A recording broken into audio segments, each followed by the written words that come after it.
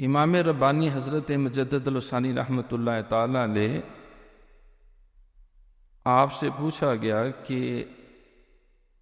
اللہ والوں سے کون سی ہم کرامت طلب کریں کہ ہمیں آئیڈیا ہو جائے کہ واقعی یہ بہت پہنچا ہوا اللہ کا ولی ہے۔ آپ نے فرمایا کہ اللہ والوں سے کرامتیں طلب نہ کرو، ان کا وجود جو ہے وہ بذات خود بہت بڑی کرامت ہے۔ جب کہ انتشار کا دور ہو، آپ ایک جملہ استعمال کرتے تھے، مادے اور معدے کا دور ہو، ہر انسان مادیت پرستی میں پھنس چکا ہو